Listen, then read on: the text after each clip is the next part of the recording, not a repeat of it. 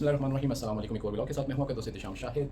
सबसे पहले आप सब लोगों का बहुत शुक्रिया, आप लोगों का सपोर्ट का बहुत ज़्यादा शुक्रिया और जितना मुझे फीडबैक आपके मैसेजेस के थ्रू आया है वो मेरे लिए बहुत है और उम्मीद करता हूं आगे भी आप लोग इसी तरह सपोर्ट करते रहेंगे। इसमें कोई शक नहीं है कि अभी थोड़े से व्यूज़ कम हैं और इसमें चलने में थोड़ा सा मुझे टाइम लगेगा, क्योंकि हर चीज़ जब आप ज़ीरो से स्टार्ट करते हैं तो वो बहुत टाइम लेती है आपको आगे तक लेके जाने के लिए। लेकिन इसी तरह आपके साथ रहा तो इंशाल्लाह उस आगे तक भी हम लोग चलते रहेंगे।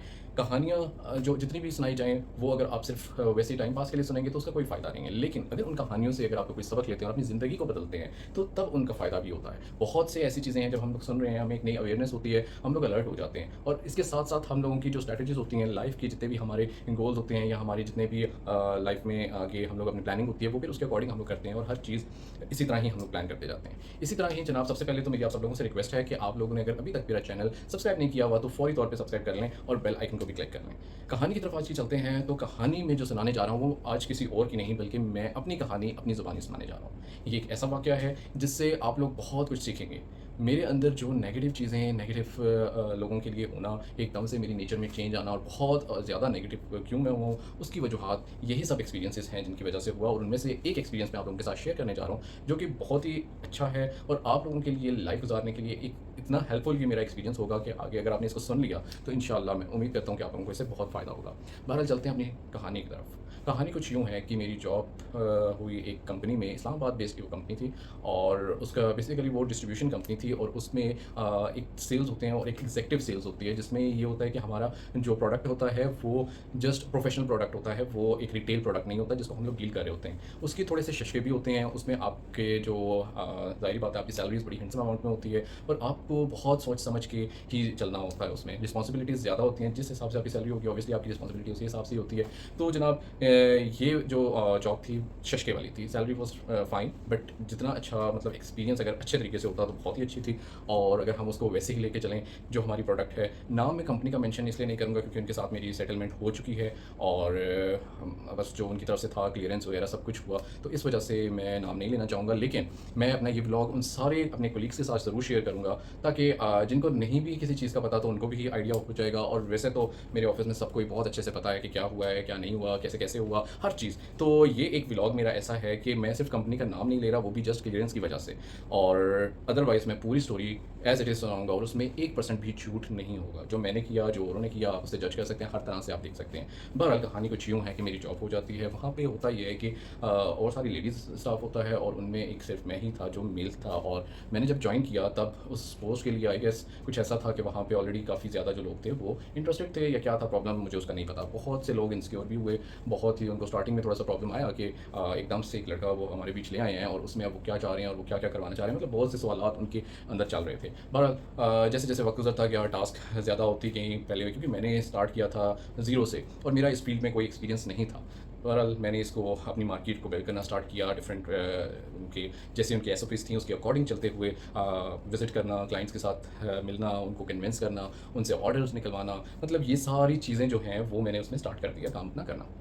बहरहाल बिज़नेस को इंक्रीज़ ऑब्वियसली एक नया बिज़नेस लेकर आना, नए सैलून्स को ओपन कराना, बेसिकली वो प्रोडक्ट सैलून्स की थी, तो उनको नए-नए सैलून्स को ओपन करवाना, रजिस्टर करवाना, उसके बाद वहाँ पे फिर आहिस्ता-आहिस्ता मुझे पता चला कि ये वैसे तो मुझे ये पता था कि एसओपी ये है कि वहाँ पे आप जो प्रोडक्ट है उसको मार्केट में नहीं दे सकते, वो जस्ट स्पेसिफिकली वो सैलून्स के लिए है, वो रिटेल प्रोडक्ट नहीं है। तो प्रोफेशनल प्रोडक्ट और उसमें रिटेल में ऑब्वियसली फ़र्क होता है।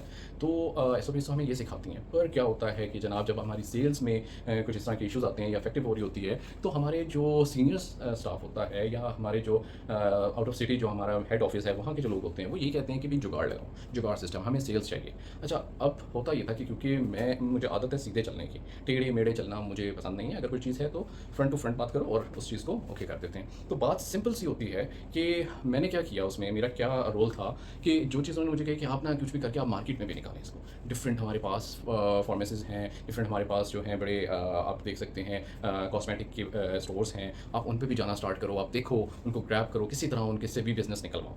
अच्छा, उसमें फिर मैंने बड़े आराम से यही सवाल उस शख्स से किया, कराची टीम के एक बंदे से, जिसने मुझे कॉल करके ये सब कुछ कहा।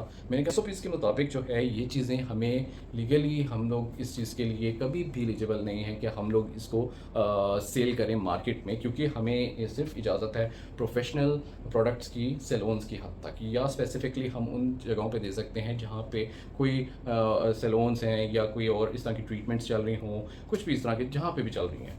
अगर घर में भी चल रही हैं, इनफैक्ट हम वहाँ पे भी दे सकते हैं, क्योंकि ये प्रोफेशनली यूज़ हो रहा है, ये आम नहीं है प्रोडक्ट, इसको सिर्फ कंपनी से ही लिया जा सकता है। तो नहीं, आप ये अब आपका काम है, आपने फेंकना है, मार्केट में फेंको, जिधर मर्जी फेंको, हमें सेल्स चाहिए बहुत अच्छे तरीके से। क्योंकि कराची के लोग ना होते बड़े तेज़ हैं इन कामों में।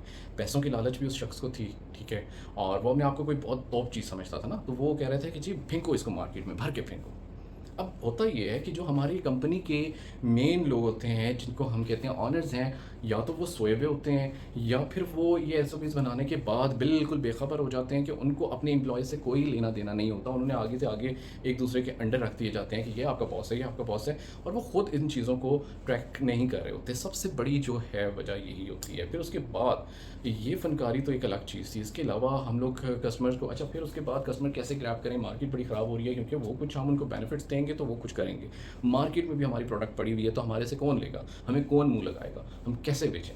बात भी थी, और बाकी ये बात है कि हमारा प्रोडक्ट जो है रुल पड़ी हुई है पूरी मार्केट में, लेकिन हमारे से फिर प्रोडक्ट कौन लेगा। अगर हमने मतलब अपने फैक्ट्री से ही निकालना है या अपने कंपनी से ही निकालना है, तो कोई भी नहीं लेगा। पहले आप मार्केट में बंद करें, ताकि जिसको भी ज़रूरत हो वो हस्बे ज़रूरत हमारे से ले सके। बहरहाल वो कहते हैं इससे हमारा कोई लेना देना नहीं है। आप एक काम करें, आप जो है डील्स लगाएं, उनको ऑफ़र करें, हम मस्कारा देंगे, हम फ़लान करेंगे, हम उसके साथ ये भी देंगे, ये भी देंगे, ये भी देंगे। फॉर एग्जांपल मैंने मस्कारा कहते हैं, ये चीज़ें उन्होंने प्रोडक्ट्स रखें कि वो देंगे, जिसमें एफओसी का प्रोडक्ट हमारा अलग से आता था, फ्री ऑफ कॉस्ट जो प्रोडक्ट्स होते हैं। तो हम उनको वो ऑफ़र करें साथ के भी, हम आपको गिफ्टिंग में ये चीज़ें देंगे और आप प्रोडक्ट करें।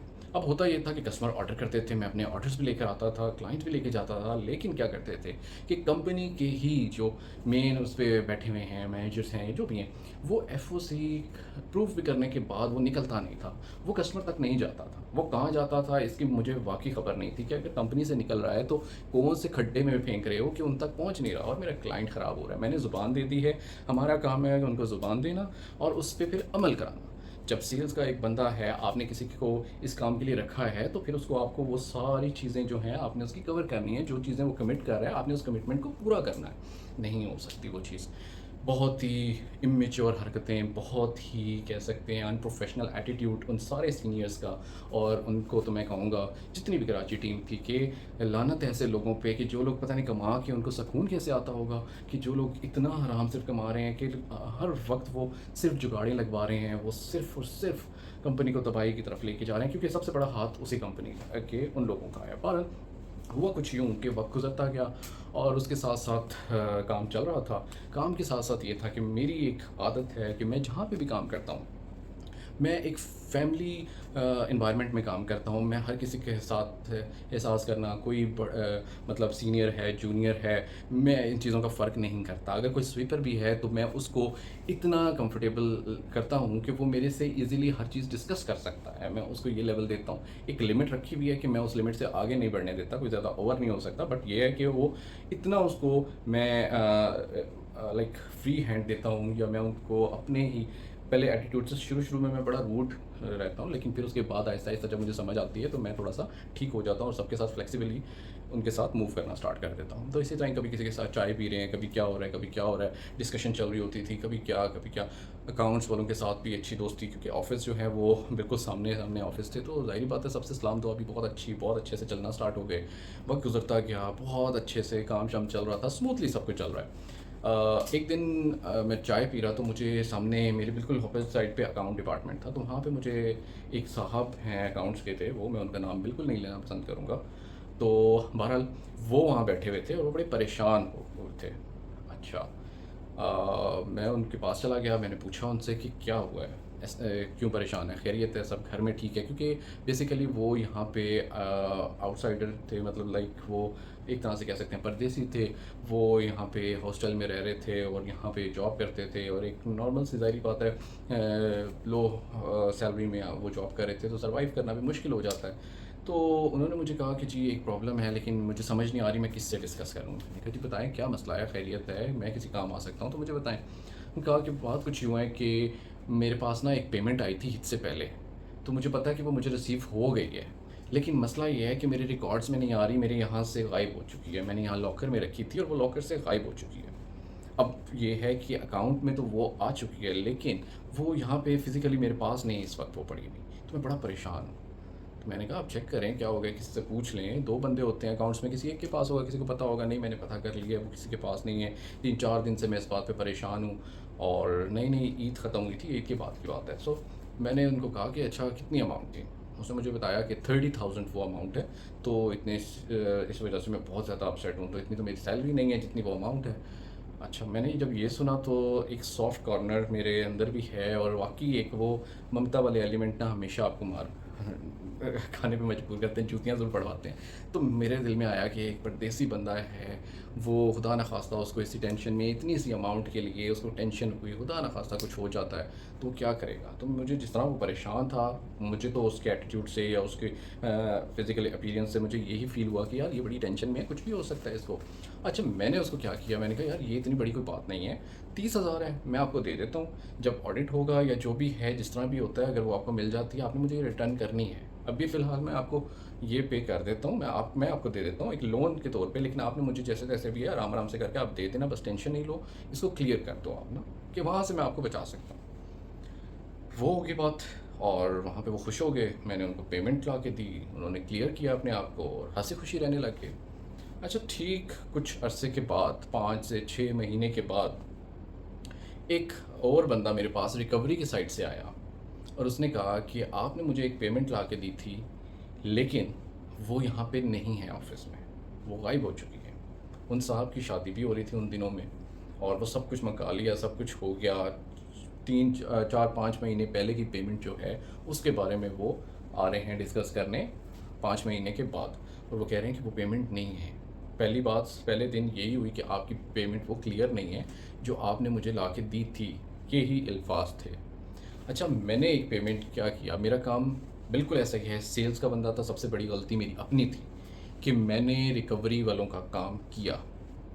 ये सबसे बड़ी गलती, मैं ये नहीं कहता कि मैं बहुत नेक हूँ, मैं दूध से धुला हुआ हूँ, लेकिन मेरे अंदर शुरू से एक कीड़ा है कि किसी के पैसे मेरे पास होते हैं तो मुझे नींद नहीं आती, और ये बिल्कुल सच है कि मैं खुद बेचैन रहता हूँ। मेरी आदत है कि सर से उतारो दो और जान छुड़ा लो। बहरहाल होता ये है कि वो मुझे ये कहते हैं कि जी आपकी तो वो वाली अमाउंट नहीं क्लियर हुई। इनका ओके ठीक है। मैं सोचता हूँ, क्योंकि ज़ाहिर बात है एकदम से आपको कोई कहे तो आपको उस वक्त तो समझ नहीं आता। मैंने कहा मैं देखता हूँ क्या है ना उस पेमेंट का, मुझे थोड़े से उसके रिकॉर्ड वगैरह सेंड करो, डिटेल सेंड करो, सब कुछ चीज़ें सेंड करो, ताकि मुझे पता चले कि वो कौन सी पेमेंट है जो मैंने ला के दी है और वो क्लियर नहीं है, वो गायब है। ये कौन सा डिपार्टमेंट है और ये क्या चल रहा है ऑफिस में कि वो गायब हो जाती है पेमेंट। हुआ कुछ यूँ कि एकदम से मुझे फिर याद करवाया गया, और मुझे जब मैंने पेमेंट दी तो मुझे याद था कि हाँ वो मैंने कैसे दी। मेरी एक कोलीग थी, हम लोग सैटरडे था आई गेस, सैटरडे के दिन हम लोग ऑफिस गए स्पेशल ऑफ टाइम के बाद, और वो मैंने पेमेंट सिर्फ हम उस काम के लिए गए थे क्योंकि उन दिनों में मैंने ऑफ लिया हुआ था, और मैं जस्ट उस पेमेंट के लिए कि मैंने वो पेमेंट पिक करनी थी क्लाइंट से, और उसके लिए अब वो कैसे उठाई गई। जुम्मे का दिन था और गर्मियाँ चल रही थी, आई गेस जुलाई या अगस्त था, अब मुझे एग्जैक्ट याद नहीं है कि ये अगस्त था ये क्या था, गर्मी थी। अब मैं रिकवरी डिपार्टमेंट के पास मतलब क्या, मैंने कहा मेरी ना एक पेमेंट है E11 की, आपने उनसे पेमेंट रिसीव करनी है आज ही।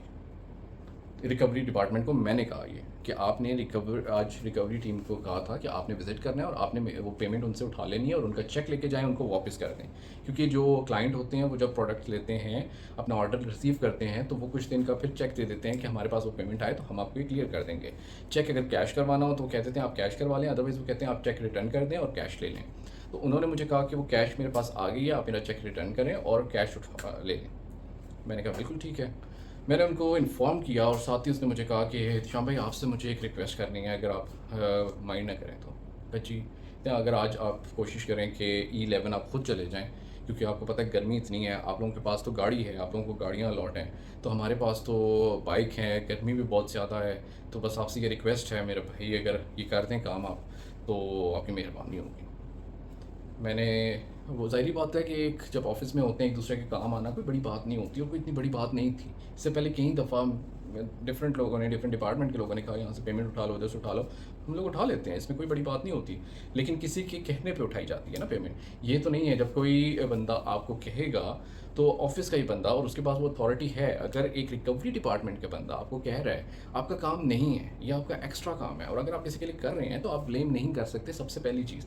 दूसरी चीज़ ये है, गलती मेरी भी है कि मैंने उठाई, मेरा वो काम नहीं है, मुझे शट अप कॉल देना चाहिए था, लेकिन मैंने कहा वाक़ई वो सही कह रहे हैं। मेरे पास गाड़ी है, एसी है गाड़ी में, मैं तो सुकून से जाऊँगा।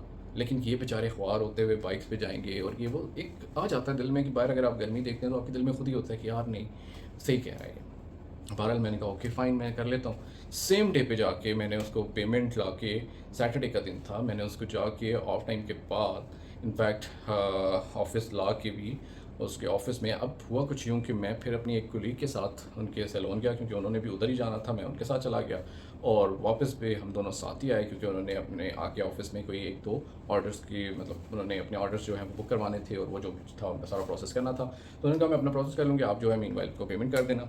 अच्छा, मैंने गाड़ी में भी 2-3 दफ़ा उसके सामने पैसे गिने, ऑफ़िस में भी आके गिने, तो वो खुद भी, ये बड़ा अच्छा हो गया कि मेरे पास एक ये प्रूफ़ बन गया ना कि मैंने अपनी कोलीग के सामने पैसे कई दफ़ा गिने, और ऑफ़िस बिल्कुल ऑपोज़िट था हमारा, कि जहाँ पे मैंने उनको देने थे। रिकवरी डिपार्टमेंट बिल्कुल सामने था मेरे ऑफ़िस के, और मैं अपने ऑफ़िस से निकला, जल्दी-जल्दी जाके उनको दिया। इनफैक्ट जो क्लाइंट का चेक था, जब वो सारी पेमेंट उसके हाथ में आई, तो उसने मुझे चेक दिया।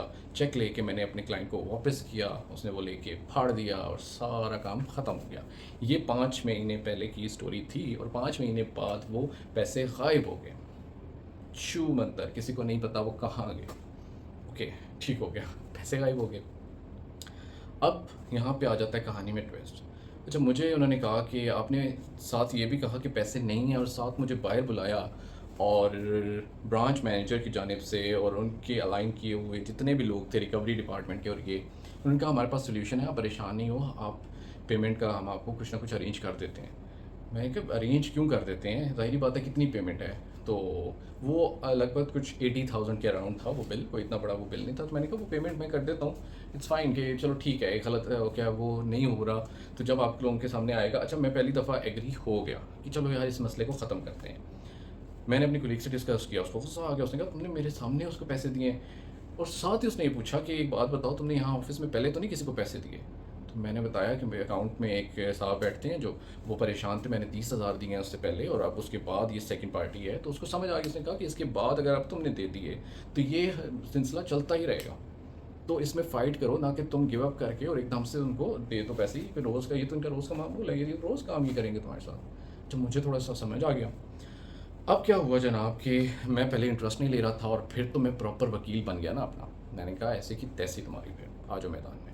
अच्छा, मैंने कहा मुझे सारे रिकॉर्ड्स चाहिए, मैं उनको लेके जाऊँ कि मुझे लीगली हर चीज़ का प्रूफ चाहिए, मैंने ऐसे-ऐसे दिया है, सबको स्टोरी सुनाऊँ, कोई सुनने को नहीं तैयार। पूरा ऑफ़िस में कोई बंदा सुनने को नहीं तैयार कि जी पैसे ऐसे आए हैं। आपका काम नहीं था, आपने रिकवरी वालों का काम क्यों किया? वैसे तो नेकी थी उनके लिए, तुम जन्नती हो, लेकिन जब ये वक़्त आया तो उन्होंने कहा कि आपने काम ये किया क्यों? ये तो आपका काम नहीं है। बहरहाल फिर मैंने उनको समझाया कि यहाँ पे जितने भी हम लोग हैं, हम सब लोग ये काम अक्सर करते हैं, और हम तो इससे बड़ी-बड़ी अमाउंट्स उठा के लेकर आते हैं। 5-5, 10-10 लाख हम लोग ला-ला के ऑफ़िस में सबमिट करवा रहे होते हैं, उससे पहले सारे आ रहे हैं। ये 80,000 ही रह गया था, जो नहीं करवा सकते थे। बहरहाल मैंने वो डेट याद की, डेट का बताया अपनी ब्रांच वालों को। अभी ये बाहर से बात नहीं की, क्योंकि वो अभी यही कह रहे थे कि एक तरह से वो कह सकते हैं, वो अपनी तौर पे धमकियाँ लगा रहे थे कि यार तुम ये दे दो वरना मुश्किल हो जाएगा, अगर कराची मेन ऑफिस तक आवाज़ चली गई तो प्रॉब्लम बन जाएगा, ऐसा हो जाएगा, वैसा हो जाएगा। और पर मुझे बिल्कुल, क्योंकि जो बंदा सच्चा होता है, जिसने कुछ नहीं किया हुआ होता है, जिसने पैसे नहीं खाए हुए होते, उसको डर खौफ होता ही नहीं है। और 1% भी मेरे अंदर डर खौफ नहीं था, क्योंकि ज़ाहिर बात है जब मैंने गलत किया नहीं, जब मैं चोर नहीं, तो मुझे क्या ज़रूरत है डरने की।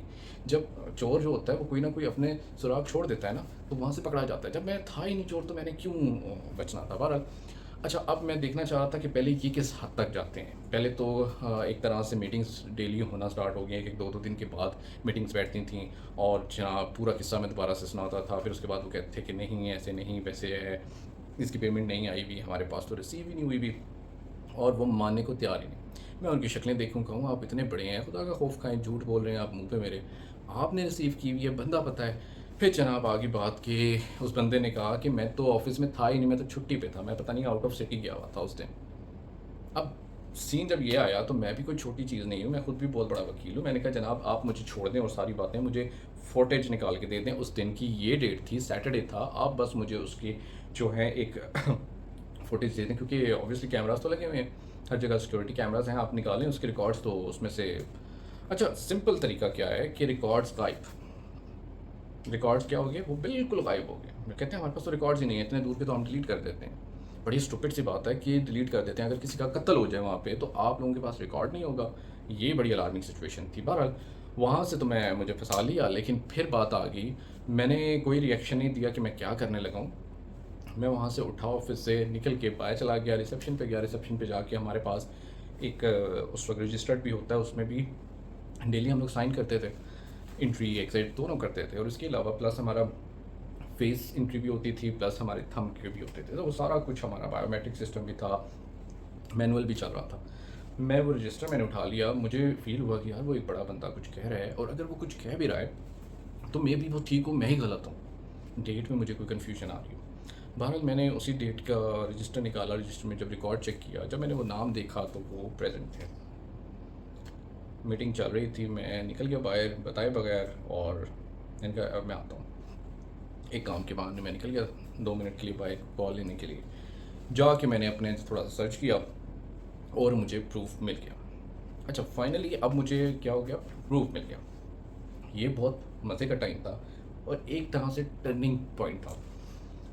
उसमें इनके साइन भी हुए थे, इनकी प्रेजेंट भी लगी हुई थी, और ये यहाँ पे मौजूद थे।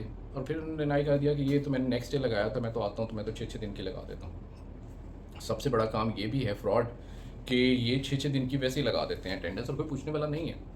अगर मैं ऑफ लूँगा तो मैं एब्सेंट ही लगाऊंगा, मैं कभी प्रेजेंट नहीं लिखूँगा उसमें, ठीक है। और वहाँ पे जब आपके फेस एंट्री और ये सब कुछ नहीं है तो डेफिनेटली आप नहीं है, किसी भी के पास भी कोई रिकॉर्ड नहीं है। ओके, अच्छा, अभी कुछ चीज़ें मेरे माइंड में थी, लेकिन उनको मैं एक्सपोज नहीं करना चाह रहा था। मैं चाह रहा था कि मैं अपने सेफ साइड रखूं, और वो सबसे बड़ी चीज़ थी चेक। अभी तक इनके माइंड में ये नहीं आया चेक कहाँ पे है। बहरहाल वो 5 महीने पुरानी स्टोरी थी, तो वो सही तरह से चोरी तो इन्होंने कर ली, लेकिन उनको ये पता नहीं था कि उन्होंने बहुत से सुराग छोड़ दिए हुए हैं। अब हुआ कुछ यूँ कि फिर मुझे उन्होंने कहा, जब उन्होंने देखा कि ये बंदा हाथ नहीं आ रहा, तो ब्रांच मैनेजर मुझे साइड पे लेके गए और कहा कि यार मुझे आपसे बात करनी है। कहते हैं भाई, इस मामले को हम अपनी ऑफिस में इस्लामाबाद डिपार्टमेंट के अंदर ही ख़त्म करते हैं, इससे पहले कि हेड ऑफिस में बात चली जाए फिर आप फंस जाओगे। तो बात सिर्फ ये है कि हम आपको एक स्टॉक निकाल के देते हैं जो कि एफओसी का स्टॉक है, फ्री ऑफ कॉस्ट वाला स्टॉक है, वो हम आपको निकाल के देते हैं। आप मार्केट में सेल करो और उससे हमें पैसे ला के दो, और हम जो है आपके पैसे अकाउंट में डाल के क्लियर कर देते हैं। मैंने आराम से बात सुनी। मैंने कहा, मैं एक तो मैं चोर नहीं हूँ, और अगर मैं ये हरकत करता हूँ तो ये तो फिर ज़ाहिर सी बात है प्रूव हो जाएगा कि मैं ही चोर हूँ। तो आई एम रियली सॉरी, मैं इस तरह की कोई भी फ्रॉड या इस तरह के झूठे काम, चोरियाँ, ये काम मैं नहीं करूँगा। आपने किसी और को मिलता है आप करवाएं, लेकिन मैं सही तरीके से जैसे पेमेंट आई हुई है वैसे ही मेरी पेमेंट को आप वापस करें, रिफ़ंड करें, या जो भी है जिसने भी उठाई है आप उसको क्लियर करें उस अकाउंट को। और ये तरीका मैं नहीं करूँगा। मैंने बिल्कुल शटअप कॉल दे दिया। अब उसके बाद ना ये तरीका, मतलब जब उनको समझ आई कि किसी चीज़ में हाथ आ ही नहीं रहा, तो जनाब जो दूसरा बंदा था रिकवरी वाला, उसने मुझे कहा कि मेरी खातिर कर लो, फंस जाएंगे आप, बहुत बुरे फंस जाओ। जो दूसरा बंदा था जो रिकवरी का था, रिकवरी डिपार्टमेंट का जो लड़का था, जिसने, लड़का तो नहीं था, अंकल थे, वो मेरे से काफ़ी बड़े थे एज में। पर उन्होंने बड़ी रिक्वेस्ट की कि यार प्लीज़ आप इस चीज़ के लिए मान जाओ, एफओसी से ही होगा हम दोनों। मैंने कहा सॉरी, मैं एफओसी के बारे में बात नहीं करना। बेशक वो फ्री ऑफ कॉस्ट है, लेकिन वो हमारे राइट नहीं है कि हम लोग उसके साथ ऐसे, मतलब उसका मिसयूज़ करें। हमें अपनी ज़रूरत के लिए भी कभी करना होता है, हमें चाहिए होता है, तो मैं वो पेमेंट जो उसकी हमारे लिए बनती है, वो एक मिनिमम सी अमाउंट होती है, वो एक ओरिजिनल प्राइस होती है जो कि एम्प्लॉयज़ के लिए, तो वो मैं बिल बनवा के अपने घर वालों के लिए भी अगर मैं ख़रीदता हूँ तो मैं बिल बनवाता हूँ, मैं नीचे से जाके पे करके मैं लेता हूँ। तो ये कैसे हो सकता है मैं फ्री ऑफ कॉस्ट हो, हालांकि वो एफओसी ही प्रोडक्ट होती हैं, एफओसी में ही होता है वो सारे प्रोडक्ट फ्री ऑफ कॉस्ट होती हैं, लेकिन फिर भी उसको मैं अगर पे करके नीचे से ले रहा हूँ, तो वेयर हाउस से जब भी मैं जाके लेता हूँ तो मैं ऐसा तो कभी हो ही नहीं सकता कि मैं इसका मिसयूज़ करूँ। और अगर आप मुझे चोर बनाना चाह रहे हैं, एक तो मैंने चोरी की नहीं, तो ऊपर से अगर आप मुझे इस चीज़ को एज अ प्रूफ यूज़ करना चाहते हैं तो आई एम रियली सॉरी, मैं इस चीज़ में इंटरेस्टेड नहीं हूँ। एफओसी ये आपका मसला है। हाँ, मैं आपके लिए इतना कर सकता हूँ कि अगर आप 50% आप पे करते हो, 50% मैं पे कर देता हूँ, तो चलो ठीक है, हम दोनों इस चीज़ को क्लियर कर देते हैं, क्योंकि ज़ाहिर बात है आपका काम था, आपकी रिक्वेस्ट थी। आज आपने बिल्कुल उसको डिनाई कर दिया कि नहीं, मैंने तो ऐसा नहीं कहा, मैं तो बिल्कुल ये नहीं था, मैं तो एक पवित्र सोल हूँ, मेरे अंदर तो ऐसी कोई नहीं है, मतलब कोई गलती नहीं है। तो मतलब आपने अपने आप को मासूम किया और मुझे जो है आपने बिल्कुल ही जलील करके रख दिया। बहरहाल इज़्ज़त और ज़िल्लत तो अल्लाह के हाथ में है। बातचीत चलती रही, मीटिंग्स चलती रहीं, और उसमें यही था कि एंड में हम लोग लड़ झगड़ के बाहर निकल आते थे कि भाई ऐसे ऐसे ऐसे है। कराची टीम जब इन्वॉल्व हो गई, जब उन्होंने देखा कि किसी तरह भी हाथ नहीं आ रहा, फिर कराची टीम के कुछ लोगों ने मुझे एचआर डिपार्टमेंट से मुझे उन्होंने कॉल स्टार्ट की, उन्होंने मुझे थ्रेट करना स्टार्ट किया। लेकिन मैंने बड़े ही रिलैक्स वे में उन लोगों को शेयर अप कॉल्स भी दी, उनको आंसर भी दिए, उनको प्रॉपर मैच्योर तरीके से रिप्लाई भी किया कि ऐसा कुछ है ही नहीं। फिर वो अपने मुद्दे पे आए कि यार जो वो लोग कह रहे हैं आप वही करके फ़ारग कर दो इसको। मैंने कहा मैं मरता मर जाऊँगा लेकिन मैं एफओसी स्टॉक का मिसयूज़ नहीं करूँगा, मैं कहीं सेल करके नहीं दूँगा, क्योंकि कंपनी जो ऑनर है उस बेचारे का कोई कसूर नहीं है कि हम उसके साथ फ्रॉड करते रहे हैं। ऑब्वियसली उसने कहीं ना कहीं इनकी कोई ड्यूटीज़ जो हैं वो पे की होंगी। एफओसी स्टॉक कोई बिल्कुल ऐसा स्टॉक नहीं है कि आप लोग अपने घर में उतरवाते फिरो। और बहरहाल होता कुछ यूँ था कि ऑलरेडी मैंने कभी कभी फिर ऐसा ऐसा मुझे समझ आने लगी कि इसका मिस यूज़ हमारी ही कोई मेरी एक कोलीग थी, वो अपनी गाड़ी लेकर आती थी सैटरडे को और वेयर हाउस के पास लगा के और उसमें स्टॉक जो है वो लोड करवा के और वो चली जाती थी। वो एफओसी का स्टॉक जगह जगह वो सेल करती थी और इन लोगों के पॉकेट भरती भी थी और अपने भी काम चला रही थी। मुझे ये चीज़ नहीं पता थी। प्रॉब्लम ये था कि एक कोलीग जो मेरी थी उसकी हर क्लोजिंग पे तलाक होती थी और जैसे ही क्लोजिंग ख़त्म होती थी उसके बाद उसके रियूनियन हो जाती थी, उसके खावंद के साथ दोबारा से पैचअप हो जाता था और वो हंसी खुशी रहने लग जाते थे। फिर अगली क्लोजिंग तक तलाक होने लगती थी, वो आज मुझे तलाक देने लगा है, रोना धोना ब्ला ब्ला ब्ला। वो हर वक्त एक मैयत वाला उसने बनाया हुआ होता था सिस्टम और वो अपने लगी रहती थी। दूसरी जो थी वो डाइवोर्स थी और उसके अलावा उनकी जो हरकतें थी थोड़ी सी मशकूक थी। वो अब अंदर उन खाने क्या चल रहा था क्या नहीं था आई डोंट नो, लेकिन मैंने उनको बड़े ही तरीके से प्यार से रखा, उनके साथ बहुत अच्छे तरीके से मेरा टाइम भी गुजरा और मैंने बहुत अच्छे तरीके से मतलब कह सकते हैं मॉरली मैंने उनको बड़ा हेल्प आउट किया, उनकी बातें सुनी भी और जगह जगह वो उल्ट बड़ा चीज़ें चलती रहती थी ऑन एंड ऑफ, जिस तरह कोलीग से बीच में होता रहता है वो सारा सिलसिला भी चलता रहता था। बहरहाल वो सीन होता रहा। फिर उसके बाद काफ़ी उन्होंने फ़ोर्स किया मुझे कि जनाब आप इसमें ये वाला स्टॉक आप सेल करें, जैसे वो कह रहे हैं आप वो करते हैं और वो बस बात ख़त्म हो जाएगी, रफा दफा कर देंगे, हम यहाँ से संभाल लेंगे वहाँ से संभाल लेंगे, जो भी था। पर मैं नहीं माना। अच्छा, फिर हमारी स्टार्ट हुई कॉन्फ्रेंस कॉल्स कराची वालों के साथ और उस पे फिर ये था कि मीटिंग होती थी, हम सब लोग बैठते थे, अपने डिस्कस करते थे। फिर ये रिपीट कर टेलीकास्ट में मैं सारा कुछ बताता था, लेकिन वो लोग भी इतने डम थे कि उनको समझ ही नहीं आ रही थी, वो किसी मुद्दे को पकड़ ही नहीं पा रहे थे। थी कि उन लोगों को समझ ही नहीं आ रही थी और जो चीज़ें मैं उनको प्रूफ दे रहा था वो उन चीज़ों को निकाल ही नहीं पा रहे थे, वो बिल्कुल डम थे। मैं समझता था कि शायद कराची टीम जो है वो बड़ी एक्टिव है, बहुत ही हर काम में, लेकिन नहीं, ज़ीरो। अच्छा जी, फिर क्या हुआ जनाब, दोबारा से स्टोरी सुनाई, सब कुछ किया, पूरी रामलीला सुना दी। फिर उसके बाद पूछा कि राम लड़का था लड़की थी, वही सीन। और फिर वहाँ पे स्टोरी एंड हो जाती थी। जहाँ पे मैं बोलना स्टार्ट करता था वहाँ पे वो म्यूट कर देते थे, कभी क्या हट कंडे। फिर एक दिन ऐसा आया कि जब बात नहीं बनी, जब दाल नहीं गली, तो जनाब ऑनर के साथ डायरेक्ट बात करने का चांस मिल गया। उन्होंने कॉल किया, कॉन्फ्रेंस कॉल उसी तरह ही हुई और उस दिन मैं जो है फ़ोन के बहुत पास मुझे चांस मिल गया उनका कि उसको फ़ोन दे दें, मैंने डायरेक्ट बात करनी है। मेरी बात स्टार्ट हुई, मैंने उनको सारा किस्सा सुनाया कि स्टार्ट से ये सीन भी हुआ, बजाय कि मैं ये कहता कि अपना पार्ट काट देता कि वाकई मेरा काम नहीं था और मैं उस चीज़ को एक्सेप्ट ही ना करता कि हाँ मैंने ये किया है। मैंने साफ बताया कि हाँ मेरा काम नहीं था, मैंने गलती की, इनकी बात मान के, लेकिन इन्होंने मुझे ऐसे सारा कुछ कहा, सब चीज़ें बताई। और फिर उसने ये किया जो भी है। फिर मैंने कैमरा रिकॉर्ड को मेंशन किया, प्लस मैंने मेंशन किया चेक का कि इन्होंने चेक रिटर्न किया है पेमेंट लेने के बाद।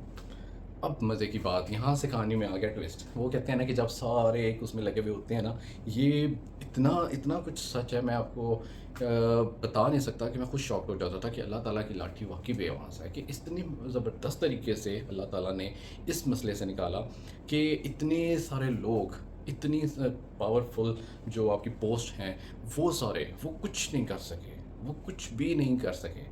उन्होंने समझा कि एक लल्लू पंजू सा हमने न्यू हायर कर लिया है लड़का और उसको इतना ज़ाहिर बात है एक्सपीरियंस नहीं है, मेरी ये फील्ड नहीं थी। लेकिन मैं एक फ्लेक्सिबल बंदा हूँ कि मैं किसी भी फील्ड में एडजस्ट हो जाता हूँ और काफ़ी अच्छे तरीके से वो उसको जल्दी जल्दी मैं सीख लेता हूँ। मैं ज़्यादा टाइम नहीं लगाता किसी भी फील्ड को कि मैं चला जाऊँ तो उसमें मैं मैनेज कर लेता हूँ। तो मैंने इनको फर्स्ट डे भी बताया कि मुझे सिर्फ 10 to 15 डेज़ चाहिए, सिर्फ मुझे देखनी है, एसओपीज़ को चेक करना है, मुझे इनके नेचर ऑफ जॉब को अच्छी तरह से मुझे सर्च आउट करना है कि क्या क्या चीज़ें इसके लिए रिक्वायर्ड है, मुझे कैसे क्या स्ट्रैटेजीज़ करनी चाहिए।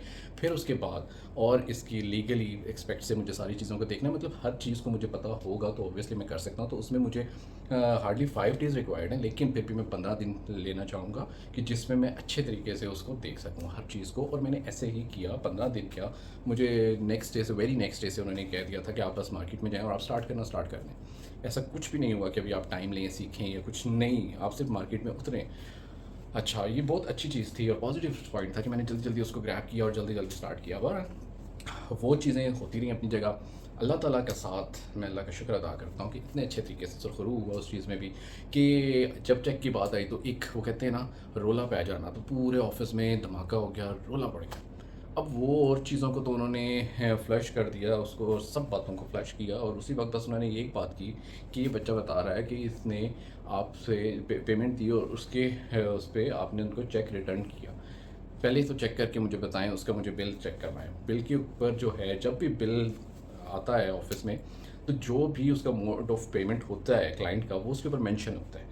कैश है तो कैश पेमेंट लिखते हैं, चेक है तो चेक पेमेंट प्लस चेक का नंबर भी लिखते हैं। बहरहाल ये दोनों चीज़ें उस पर थी, बिल पे। बिल की एक कॉपी मेरे पास थी, वो मैंने खुद ही निकलवा ली थी पहले से। और जनाब जो चेक था, चेक नंबर, वो भी मैंने उसका, वो हमारे पास ऑलरेडी होता है कि हम लोग वो पिक्चर ले लेते हैं, तो मैंने वो पिक्चर भी शेयर की, सब कुछ किया।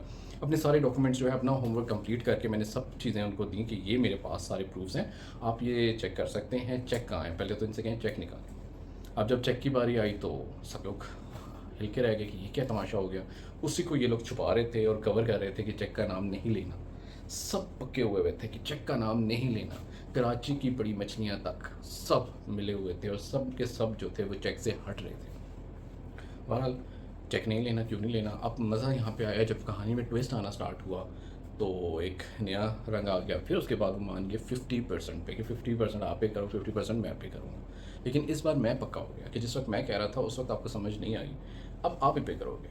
अब मुझे चेक ला के दो, तब बात बनेगी। चेक तो मैंने दे दिया, क्लाइंट के पास है। 2 चेक आए थे, जो कि एक पहले उसकी डेट थी, वो इन्होंने खुद रिकवर किया था, और दूसरा जो था इन्होंने मुझे दिया था, मेरे हाथ से इन्होंने रिकवर करवाया था। बहरहाल वो हुआ रिकवर जो भी था। अब उसके बाद क्या हुआ जनाब, कंपनी की हमाकत, कंपनी की बगैरती, मैं कहूँगा ऐसी थर्ड क्लास हरकत कि कंपनी ने बजाय कि कोई एक्शन उन लोगों पे लेते, कंपनी ने मेरी सैलरी ब्लॉक कर दी। होल्ड कर लेते हैं कि भाई इसकी सैलरी, डिफ़ॉल्टर जब तक आप प्रूफ ना हो कोई बंदा कि वो डिफ़ॉल्टर है, आप किसी की सैलरी नहीं रोक सकते। You have no right. Company ने 1 महीना रोका, मुझे प्रॉब्लम नहीं हुआ, ज़ाहिर बात है खुद रिकवर करेंगे, उनका काम है। अब मैं तो इसी दिन ही क्लियर हो जाता ना, देखा जाए तो मैं तो अब क्लियर हो गया कि मेरे पास तो चेक है, मैंने बता दिया, बातें बिल्कुल स्ट्रेट हैं, आप चेक कर सकते हैं। आप एविडेंस अगर आपको और चाहिए, आप अपने जो सिक्योरिटी कैमरास हैं उनके फुटेज निकालें, उसमें चेक करें, ये आपका काम है, मेरा नहीं। बहरहाल वो चीज़ों पे वो उनको समझ नहीं आई, उन्होंने कोशिश की, लेकिन उन्होंने बिल्कुल सिंपल ये कह दिया कि वो हमारे पास नहीं है, हम लोग उसको डिस्कार्ड कर देते हैं हर हफ्ते या इस तरह महीने में, बहाने बना के वो ख़त्म हो गया। फुटेज वाला तो कोई चक्कर ही नहीं है, क्योंकि फुटेज में मुझे ये था कि मैं भी आया था, मैं उनके ऑफिस तक गया, सारी चीज़ें, ये तो सच निकल आएगा ना, आधा सच तो हो जाएगा ना। अब रूम शीशे का रूम है, उसके अंदर जाके ऐसा तो नहीं हो सकता मैं पेमेंट ना करूँ। तो पेमेंट जब मेरे हाथ में उठाई हुई है, तो बहरहाल फुटेज का वो नहीं है, गायब हो गई है हर चीज़। अब लेकिन उनके पास और कोई रास्ता नहीं था। फिर जनाब क्या हुआ, जब दूसरा महीना स्टार्ट हुआ तो दोबारा से मेरी सैलरी नहीं आई दूसरे महीने। फिर तो मैंने क्या किया, डरे बगैर, सारी बात है कि हम जब काम करते हैं तो हम अल्लाह वास्ते नहीं करें, किसी को अगर सर्विसेज दे रहे हैं तो मैं उसका चार्ज करता हूँ। मैं कभी भी विदाउट चार्जेस मैं किसी को सर्विस नहीं देता, मैं अपना टाइम भी नहीं देता। तो जनाब मैंने, ज़ाहिर सी बात थी, सीधे से उस पर मैंने एक महीना चेक किया, दूसरे महीने मैंने बिल्कुल स्ट्रेट फॉरवर्ड मैंने अपने एचआर में रिपोर्ट की कि भाई मेरी सैलरी अब क्यों, मुझे एचआर से कॉल आया कि आपने काम करें, अपनी मार्केट में जाएं, मार्केट में क्यों नहीं है, ऑफिस में क्यों है। कभी भी मैं मार्केट नहीं जाऊँगा, पहले मेरी सैलरी क्लियर करो। अब अगर तुम मेरे मैनेजर हो, तुम कराची में रह रहे हो, तुम्हारे हाथ में है सब कुछ, तो तुम इस पे बात करो ना, उस मुद्दे पे वो नहीं आता। तो चलें आपसे बाद में बात करते हैं, और सबसे मैं बात कर लेता हूँ। हालांकि उसका काम बनता था, वो जो भी शख्स था गंजा, वो जो भी गंजा था, वो उसका काम बनता था कि अगर तुम इतने प्रोफेशनल हो, इतने अच्छे हो, तो तुम अपनी टीम को ले के चलो, सपोर्ट करो, अगर तुम्हें सब सच समझ आ गया। उसने नहीं किया। फिर मैंने क्या किया कि वेरी नेक्स्ट डे मैंने ऑफिस जाना बंद कर दिया, बिल्कुल बंद कर दिया। बहुत बुलाया, मैंने कहा नहीं, अब मेरी सैलरी मेरे अकाउंट में डालोगे तो मैं आऊँगा, अदरवाइज़ मैं, मेरे पास ना टाइम नहीं है कि मैं तुम लोगों को ये देता फिरूँ। बहरहाल बड़ा अच्छे तरीके से मैंने एक मैच्योर स्टैंड लिया अपने लिए। अच्छा, इसके बाद जो पॉइंट स्टार्ट हुआ तो वो पुलिस का था कि हम लोग कंप्लेन करेंगे, हम लोग एफआईआर करवाएंगे। मैंने कहा शौक से जाएँ, सारे पुलिस स्टेशन खुले हुए हैं, सब कुछ खुला हुआ है, आप भी जाओ मैं भी जाता हूँ। मेरे पास प्रूफ्स हैं और मेरे पास वाकई सारे प्रूफ्स आ चुके थे हर तरह से। कुछ अंदर के लोग अच्छे भी थे जिन्होंने मुझे हेल्प आउट किया, जिन्होंने मुझे वो सारे बिल्स, वो सारे प्रूफ्स निकाल के दिए जो कि मेरे हक़ में थे, लेकिन उनको मैंने नहीं बताया, किसी को भी नहीं बताया कि मेरे पास ये सब चीज़ें हैं। एक दिन मुझे कॉल आता है कि हम जो है एफआईआर आपके खिलाफ काट रहे हैं, तो आप कोशिश करो या तो ऑफिस आ जाओ। मैंने छुप के फ़ोन किया है, हालांकि वो बॉस के सामने बैठ के फ़ोन कर रहा है। तो मैंने उसको साफ कह दिया, मैंने कहा जो एफआईआर काटनी है शौक से काटो, मेरी तरफ से 2 काट दो। मैं जब तक सैलरी मेरे अकाउंट में नहीं आएगी मैं उस दिन तक ऑफिस नहीं आऊँगा, क्योंकि हर इंसान की एक लिमिट होती है, कुछ रूल्स होते हैं, उसके रूल्स के बगैर अगर आप ज़िंदगी गुजारते हैं तो वो बेढंगी ज़िंदगी होती है। बड़े अच्छे तरीके से स्टैंड लिया अपने लिए और अपनी पेमेंट क्लियर की। कभी मैं नहीं कहूँगा, आज ऑन एयर भी कह रहा हूँ, मैंने अपनी पेमेंट खुद क्लियर की, अपनी मदद आपके तहत, क्योंकि ये जितने बड़े अदारे हैं ये आपको क्लियर नहीं करते हैं, कभी भी नहीं करते हैं, कि ये सारा मलबा आप पे डाल देते हैं और आपके लोग जो होते हैं वो फिर आप ही सिर्फ सफ़र करते हैं, वो लोग सफ़र नहीं करते, वो मज़े से एंजॉय करते हैं अपने। और इन लोगों को कोई एहसास नहीं है कि हम जिसके ऊपर ये एलिगेशंस लगा रहे हैं, ये जितनी भी हम सारी स्ट्रैटेजीज़ कर रहे हैं, और वो अपनों को ऐसा समझते हैं जैसे वो ये फरिश्ते हैं सारे, हालांकि वो शैतान होते हैं सारे, वो सारे शैतान मिले हुए होते हैं, वो एकजुट होता है क्योंकि ये एक दूसरे को सपोर्ट कर रहे होते हैं। तो मुझे बाद में पता चला कि ये एक दूसरे को सपोर्ट करते हैं, उसी का स्टॉक बेचते हैं, जैक लगाते हैं और सब पैसे बांटते हैं आपस में। तो ये तो बहुत बाद में मुझे पता चली ये सारी कहानियाँ। बहरहाल यहाँ तक हुआ, उसके बाद हो गया जी पुलिस का मामला। पुलिस स्टेशन का जब मामला आया तो वहाँ पे मैंने अपने ही रिलेटिव की भी हेल्प ली, और शायद वो मेरे बहुत बड़ी बेवकूफ़ी थी, क्योंकि जिसकी भी मैंने हेल्प ली उसने मेरे ख़िलाफ़ फैमिली में थोड़ा सा प्रोपेगेंडा किया, डिफरेंट बातें फैलाई, बहुत सी र्यूमर्स वगैरह कि ये जी पैसे लेके भाग गए हैं, ये वो। बहरहाल पहला केस है, पैसे लेके भाग गए हैं, तो बहरहाल अच्छा हुआ, अल्लाह का लाख लाख शुक्र है कि मैं एक दफ़ा मिला, और मैं जब पहली दफ़ा ही पुलिस वाले से मिला तो मैंने उसको स्ट्रेट फॉरवर्ड बताई सारी बात, और साथ ये भी मेंशन किया कि मैंने अपनी सैलरी निकाल ली है। अब मेरा उनके साथ, उनके सर पे मेरा कोई किसी किस्म का खाता नहीं है, सिर्फ जो चीज़ें वो कह रहे हैं वो गलत हैं, मेरे पास प्रूफ्स हैं, मैंने पैसे दिए हुए हैं, वो अनफेयर है पूरी कंपनी, मैंने अपनी रिकवरी अपने ऑन कर ली है, अब मेरा उनसे कोई लेना देना नहीं है, ठीक है। ये अपनी मदद आपके तहत है, मैंने वो चीज़ की, और बहरहाल पुलिस का खाता हुआ, वो मेरी एक हमाकत थी, मैंने इन्वॉल्व किया किसी को, मैं गया बड़े आराम से वहाँ पे जाके, उनका था कि इसको ट्राएंगे, सब कुछ करेंगे, लेकिन मैं सारे प्रूफ्स लेके गया, मैंने जाके रखे, कार्ड्स रखे, रिसीविंग वाले कार्ड्स, हर चीज़ जो जो क्लाइंट्स के पास थे मैंने वो कलेक्ट किए, वो सारी चीज़ें रखी, पेमेंट की रसीद, हर चीज़ जो जो मेरे पास आ चुका था वो सब कुछ मैंने रखा। पुलिस वाले ने बड़े गौर से सारी चीज़ें पढ़ी, डॉक्यूमेंट्स को पढ़ा, और साथ ही मुझे उनको कॉल करके बताया, और उसके बाद मुझे साथ ही मेंशन किया कि वो आज नहीं आ रहे, वो कल आएंगे, तो आज वो थोड़ा सा बिजी हैं। अब वहाँ पे मुझे गुस्सा आ गया कि नहीं, अगर आना है तो आज ही आए, कल मैं नहीं आऊँगा। अब आज उनकी मर्ज़ी है, अगर वो आते हैं अभी तो आज बात होगी, अदरवाइज़ बात नहीं होगी। साथ ही मैंने कराची में एक जो थे हमारे, कोई आई डोंट नो वो कौन थे, उनसे बात हुई मेरी, और उनको जब मेंशन किया तो ज़ाहिर बात है फिर उन्होंने भी एक आवाज़ उठाई और प्रेशर दिया, और ये फिर दोनों आ गए। 2 लोग आए, एक ब्रांच मैनेजर और एक रिकवरी वाला लड़का। अच्छा, दोनों ने आके अपनी बाजी पलट ली कि इसने तो 10 लाख रुपया यहाँ से निकाल लिए। मतलब इतनी बड़ी मोनोपोली आप लोग खेल रहे हो 10 लाख रुपए की, इसके तो काफ़ी ज़्यादा अकाउंट्स जो हैं वो हैं ही नहीं है। मैंने कहा फिर उन सब के अकाउंट्स के प्रूफ तो तुम लोगों ने क्यों खाली रखे हुए हैं, तुम लोगों का काम है रिकवरी करना। मैंने तो एक अकाउंट 80,000 की रिकवरी की थी, इसके अलावा तो मैंने किसी की रिकवरी नहीं की हुई। वो तो आप लोगों का काम है, जाओ निकलवाओ पैसे। जब आप बिल देते हो, आपका काम है, आप चेक लेते हैं या आप कोई प्रूफ लेते हैं उनसे कि हमने आपको ये चीज़ दी है, आपका बिल जो है उसके सारी चीज़ें, वहाँ से आप कैश रिसीव करके आपके पास कोई प्रूफ नहीं है, कोई बिल नहीं है, आप लोग काम कर रहे हो या ये मछली मंडी में खड़े हुए हो कि जिस तरह चक लग गया जितना लग गया। बहरहाल बहुत प्रेशर डाला, वहाँ लड़ाई हुई, हम लोग उठ के निकल गए। उस वक्त उनकी ये कोशिश थी कि इनको फंसाएं, लेकिन हम लोग बड़े मज़े से आराम से निकल के आ गए। वेरी नेक्स्ट डे फिर मुझे कॉल आया, जब मैंने देखा कि ये मामला नहीं ढप रहा और जो हमारे पुलिस वाला है उससे भी हैंडल नहीं हो रहा, तो मैंने कराची टीम से डायरेक्ट रब्ता कर लिया। मैंने सारी चीज़ें बताई, ओपनली बताई, थ्रेट किया। डेफिनेटली मैंने अपने लिए बड़ा एक मेच्योर स्टैंड लिया। इनफैक्ट मैंने कराची तक सफ़र किया, मैंने विज़िट किया कराची में खुद जाके। उसके साथ साथ ही हर चीज़ के प्रूफ्स के साथ जब इंसान होता है तो बहुत सी चीज़ें निकलती हैं। बहरहाल अब हम थोड़ा सा स्टोरी को शॉर्ट करते हैं, बहुत लंबा एक प्रोसेस था और बहुत कुछ इसमें सफ़र करना पड़ा, लेकिन एंड में क्या हुआ कि तकरीबन 3-4 महीने के बाद, उसी दौरान ही कुछ टाइम के बाद उन्होंने मुझे कॉल किया और कहा कि जी बस आके क्लियरेंस आप अपना लेटर लें और बस हमने आपको क्लियर किया और आप बस हमें क्लियर करें तो फ़ारिग। कोई मसला नहीं है, आपने जॉब करनी है या नहीं करनी है अब आपका मसला है। मैंने कहा जॉब तो मैंने नहीं करनी, और बस अपना क्लियरेंस लेटर लें और फिर आप जाएँ। अच्छा, उसमें भी हो सकता था कि पॉसिबिलिटी थी कि ज़ाहिर बात है वो कोई भी काम कर सकते हैं, वो अरेस्ट करवा सकते हैं, कुछ भी हो सकता है। डर के जाना चाहिए था ना। ये प्रूव है मेरी कोलीग्स के सामने भी, मेरे जितने भी वो ऑफ़िस वाले हैं उनके सामने भी ये प्रूव है, खुलेआम मैं आज बता रहा हूँ कि मैं अकेला वहाँ गया उस ऑफ़िस में अपने क्लियरेंस के लिए, अकेला, किसी को साथ नहीं लेके गया। और वो खुद देख के कह रहे हैं कि आप अकेले आए हुए हो, दिमाग ठीक है तुम्हारा? So what? करके दिखाओ ना, करो तो सही, प्रूफ तो एक प्रूफ के बगैर तुम कुछ करके तो दिखाओ।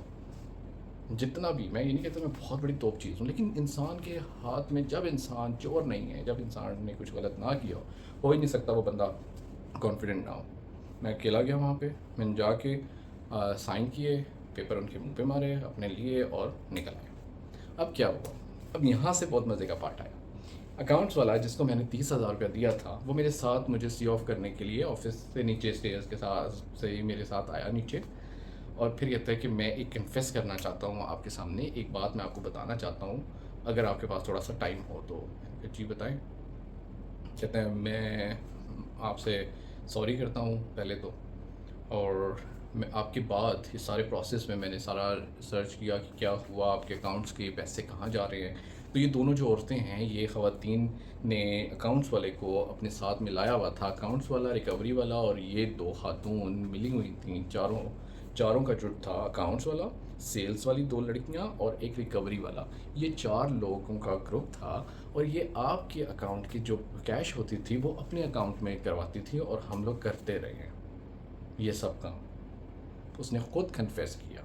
वो हल्फन आज अगर कहे मेरे सामने तो मैं हल्फ भी उठा सकता हूँ, और वो भी अगर हल्फ उठाना चाहे तो उठाए इस बात को, अगर वो डिनाई करता है तो। उसने मुझे बड़े प्यार से कहा कि मैं उसके लिए बहुत ज़्यादा माज़रत करता हूँ आपसे कि मेरे हाथ से सब कुछ हो गया, ठीक है, क्योंकि वो अकाउंट्स में था। तो आपके अकाउंट्स के जितने भी पैसे वगैरह थे वो उनके अकाउंट्स में जाते थे। और दूसरी चीज़, जो मैंने आपके 30,000 देने हैं, तो मैं ज़िंदगी में जब भी मेरे पास हुए, ये तो मैं ना ही समझूँ, लेकिन ये है कि जब भी मेरे पास हुए तो मैं आपको रिटर्न लाजमी करूँगा। तो हो सके तो आप मुझे माफ़ कर देना। मैंने कोई जवाब नहीं दिया, ना हाँ ना ना। और मैं वहाँ से निकला और अपनी ज़िंदगी का एक नया स्टार्ट लिया, क्योंकि ज़िंदगी एंड नहीं होती कहीं पे भी। लेकिन मुँह काला करवाना, अपने आप को ज़लील करना, अपने आप को डिग्रेड करना, अगर शायद मैं वो सारे प्रोसेस को लाइट ले लेता या उस पे रिएक्शन ना देता और बस उनकी हाँ में हाँ मिला लेता, तो शायद मेरी ज़िंदगी में मैं आज तक मेरे अंदर गिल्ट होता कि हाँ, मैंने उनका सामान का मिसयूज़ किया हुआ है, या इस तरह के काम करके मैंने अपने आप को बढ़ाया हुआ है। ज़ाहिर बात है, आपकी सैलरी भी इंक्रीज़ होती है, आपको प्रमोशंस भी होती हैं, आपको बहुत से बेनिफिट्स मिलते हैं, लेकिन लानत है ना उस जिसके आप बीच ही हराम पे बो रहे हैं, वो आपको फल कहाँ से हलाल का मिलेगा? उसका तो एक-एक दाना हराम होगा ना, उससे कमाया हुआ जितना भी पैसा होगा वो हराम है। उसके बाद से आज तक मुझे कोई अगर रोता हुआ इंसान नज़र आता है ना, तो दिल करता है 2-3 चंडे मैं भी इसको लगा के चला जाऊँ। मतलब मुझे लोगों से इतनी शदीद, इन लोगों ने मुझे ना, मेरे अंदर एक नफ़रत डाली है। इन सब लोगों ने मिलके मेरे अंदर एक नफ़रत का बीज डाल दिया है कि मुझे अब ज़्यादा लोगों से नफ़रत होती है। मुझे कोई प्यार नहीं है, मुझे कोई लगाव नहीं है पर्सनली, मुझे नफ़रत हो जाती है। मैं हर रोती हुई आँख को समझता हूँ धोखा, फ्रॉड है, इसमें कुछ भी सच्चाई नहीं है। हालाँकि मैं खुद काउंसलिंग करता हूँ, मैं खुद देख रहा होता हूँ लोगों को, लेकिन वो एक सेपरेट चीज़ है। लेकिन जहाँ पे मैं देखता हूँ ये मज़लूमियत और ये, मुझे कोई मज़लूम नहीं नज़र आता, क्योंकि यही लोग कुत्ते लोग होते हैं, ये मज़लूम नहीं होते। तो ये थी आज की रियलिटी। इस कहानी को जितना हो सके आप शेयर करें, और कोशिश करें जितने लोग भी जॉब कर रहे हैं अपने काम से काम रखें। लोगों के साथ ज़्यादा दोस्तियाँ लगाने की ज़रूरत नहीं है, वर्क प्लेस पे ख़ास तौर पे, क्योंकि वहाँ पे आपकी टांग खींचने वाला हर बंदा होता है। जो आपके सामने मीठे अच्छे बन रहे होते हैं, वो आपकी टांगें खींच रहे होते हैं, वो आहिस्ता ही आहिस्ता आपकी जड़ें काट रहे होते हैं। तो थोड़ा सा बच के रहें, थोड़ा सा अलर्ट रहें, और सोच समझ के कदम उठाया करें। इसी के साथ ही उम्मीद करता हूँ आज की कहानी आपको बहुत अच्छी लगी होगी। अपना बहुत ख्याल रखें, मुझे दुआओं में याद रखिए, और जो भी आपके पास बहुत कोई अच्छी स्टोरी है तो मेरे साथ ज़रूर शेयर कीजिएगा, ताकि आपकी मदद से लोगों को एक नई चीज़ सुनने को और अवेयरनेस मिले, जिससे वो अपनी ज़िंदगी को बदल सकें, जिससे वो आपकी एक्सपीरियंस से सीख सकें। तो इसी के साथ ही मुझे दीजिए इजाज़त। अपना ख्याल रखिए। अल्लाह हाफ़िज़।